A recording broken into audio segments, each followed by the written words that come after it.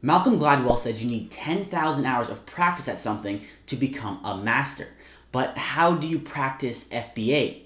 By the end of this video, you will know the 5 things you need to do daily to become an FBA master.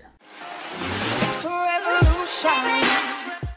As you probably know, starting an FBA business is a massive undertaking. It's easy to feel lost or overwhelmed with just the enormous scope of work that goes into it. I know I did, and it's the #1 reason that new sellers fail. As some of you may know by now from my previous video, I decided to just launch 2 products on a whim to break that analysis paralysis, when in reality, I didn't do enough analysis at all. I lost those 2 products and I lost a few $1,000s. Now at the time it was really depressing. Like I was down in the dumps for a few days because it sucked. It was failure. And I wanted to be an overnight FBA success, right? Like the success stories I watched online. But at that same time, that failure was a good thing because that is how I decided to take it to the next level, and I really started to take it seriously. Now at the time, I was reading or listening on Audible to The One Thing by Gary Keller. In that book, the main premise is, what is the one thing that you could do in that doing that one thing, everything else becomes easier or irrelevant, right? So that is when I created a simple list for myself to do every single day that would make me better at FBA.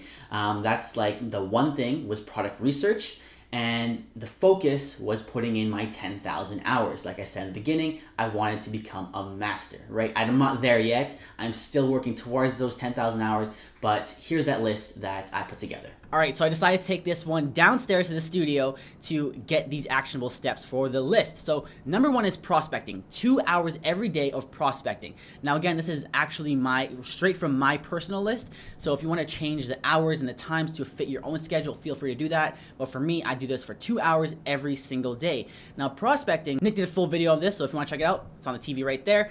But prospecting is just creating a list and going through your different product research methods. So usually I'll pick 1 or 2 product research methods, and I'll do one method for an hour, another method for an hour. But if one of the methods is hot and I'm getting a bunch of leads off that method, then I'll just stick with that for 2 hours. So do not get caught up with all the different research methods, right? There's so many out there. Pick your 2 favorite, or pick the 2 that you understand the most or you've had success with in the past. And just stick with it. And then just like mastery of product research, mastery of a research method, right? So the more you do a specific method, the faster you'll be at it. So pick the 2, go through prospects. Do not throw away like ones that you think are mediocre on the surface. Collect all of them. So if there are any product that you think could have a potential to be decent, throw it on the list, because even if it's not good on the surface, if you are to build a grand slam offer, right, because the home run products don't exist anymore. So if you're to build a grand slam offer, say one product is decent, another product is decent, you bundle them and make a whole new market, then you can run with that, right? So don't just dismiss a product based on maybe there's not enough sales, not enough, or too many reviews. You can try and find a gap in those markets, find an opening where you can kill it. So prospecting, 2 hours. That's the first thing you got to be doing. And #2 is product verification. Now this will probably take longer than 2 hours sometimes because it's just a longer process, but typically I like to say spend 2 hours at a time, or 2 hours a day on product verification. Now I'm definitely not going long into this for product verification because there's so much to do for it. We have a lot of videos on the channel, but product verification is essentially going through Camel, going through Google Trends, going to FBA calculator to kind of verify and see if the product that you saw that you added to your prospect list is good. Right now, at the very beginning, you won't be doing this very often because you got to build your prospect list. And usually, sometimes I won't do this every day. I'll wait until I have at least 10 products on my prospect list and then mash them out. A common mistake that beginners like to do is they find one product and they go into verification of that product. They'll talk to suppliers for that product. It'll take them a few days, 3, 5, 7 days. And then after verification, they realize, oh, that product wasn't actually as good as I thought it was. And then you're starting from scratch, right? Whereas if you do it this way and you build your prospects first and then verify, at least you have stuff to work with, right? So if you build your list, verify product, not good. Do the next product, not good. Do the next product, not good. And then build your list again, right? So you have things that you can do every single day. There should never be a time, if you're at the very beginning of the FBA stage, where there's a day that you don't know what to do, right? And that's what we're doing here, bringing through the list. So that's number 2, verifying your products. So for number 3 is tracking. This is what happens to the products that were verified, and then you add them to the tracking list, right? So it's just a funnel, right? So maybe you have 10 products in your prospecting pool.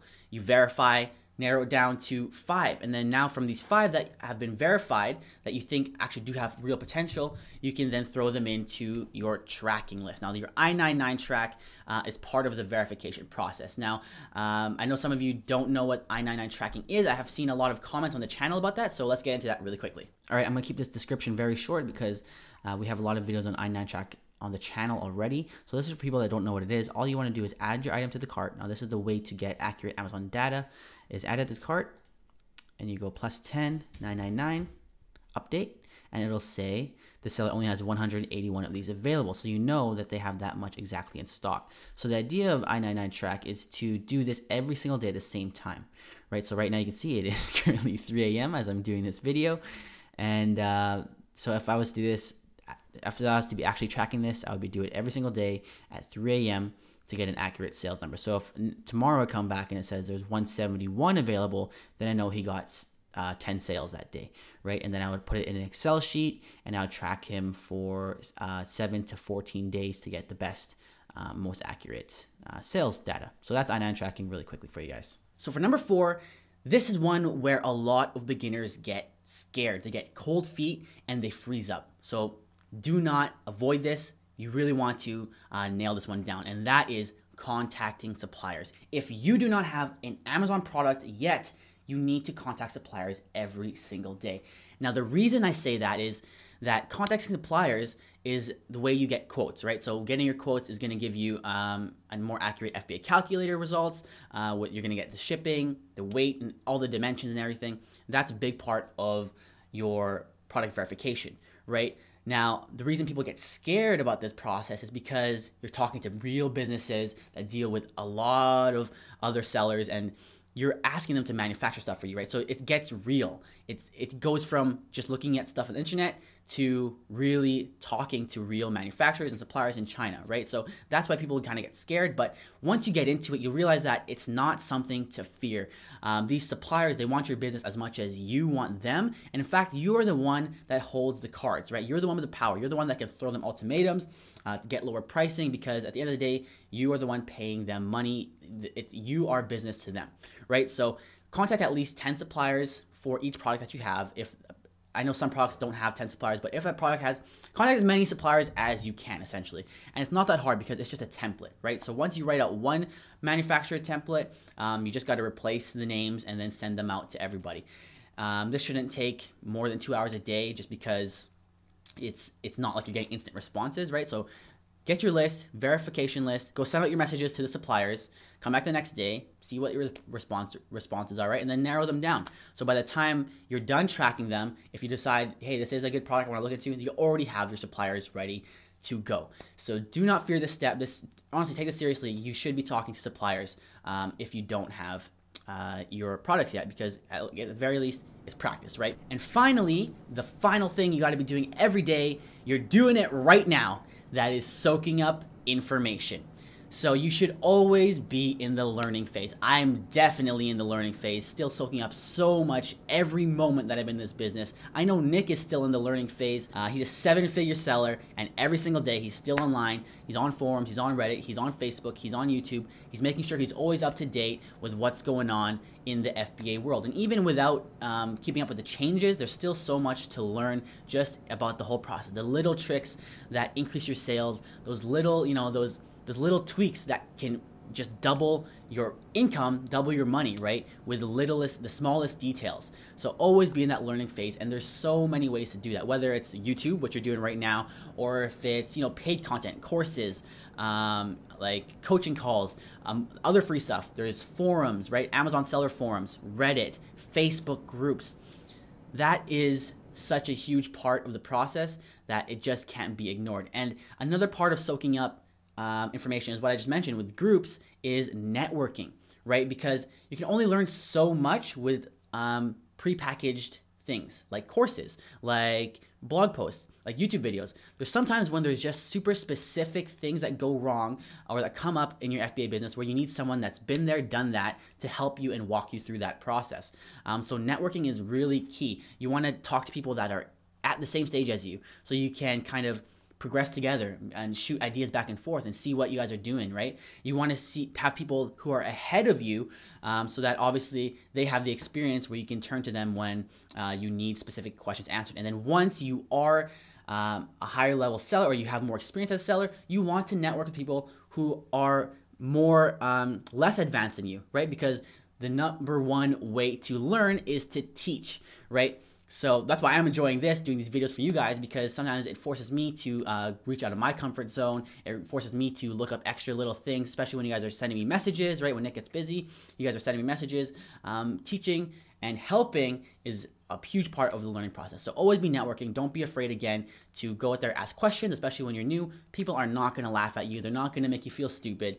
Everyone started from zero, right? So asking questions, networking, soaking up information, really put this on your list as part of the things that you want to do every single day to add to your hours of mastery, right? And as a quick tip, download the Habits app. I have it on my phone here. I'll show it to the GoPro. There's a Habits app. If you can see those little widgets right there.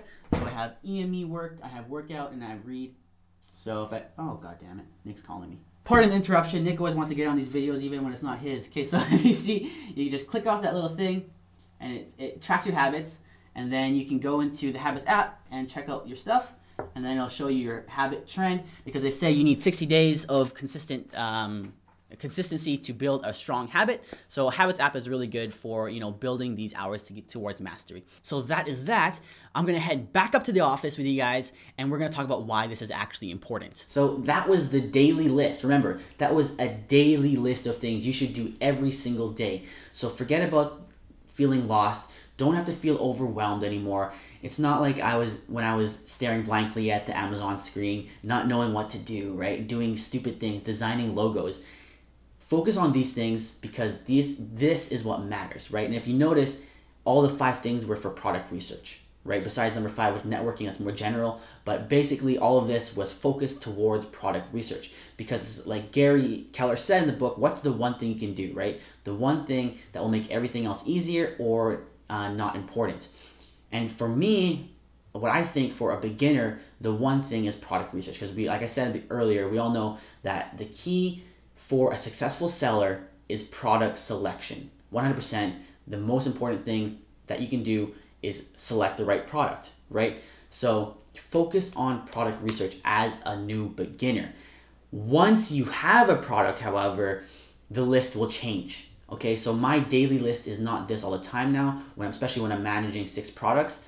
The list will change. So if you guys want to see the 5 things you need to do as an intermediate seller, someone who already has a product or 2 in Amazon to do maintenance and all that kind of stuff, there's probably more than 5 things that I do every day now that is putting in towards my 10,000 hours. So if you want to see that video, let me know and I can do a follow-up to this. But for beginners, focus on product research. Don't fill your mind with all the other clutter. Don't get distracted by the, like new shiny things, new shiny objects. If you want to do FBA and dedicate your time to becoming a master, right? Like I'm nowhere close to a FBA master. I am still learning every single moment that I'm doing this business. But I'm trying to put in those hours to get that 10,000 hours, because I do believe that the only way to really be good at something is to just do it over and over and over again, right? Gary Vee even says all the time, what does he think LeBron has been doing? What do you think Sidney Crosby did as a kid? It's spending that time to master their craft. So if you want to get into Amazon FBA and that is the craft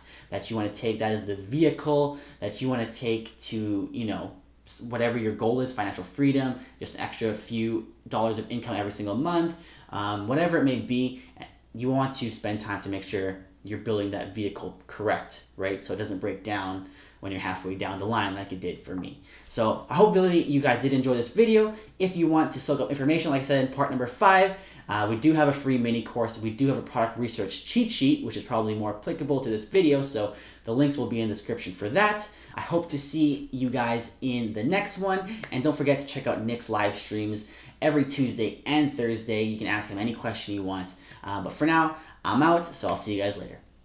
I'm just in the middle of recording a video, dude. I'm in the middle of recording a video. Okay, peace.